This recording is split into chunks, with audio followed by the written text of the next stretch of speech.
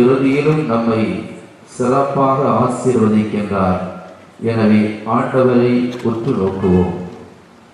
இதோ உங்களுக்கு முன்னால், இதோ நமக்கு முன்னால் வெண்ணிற அப்பத்தின் வடிவில் வீற்றிருக்கின்ற இந்த கடவுளை உற்று நோக்குவோம்.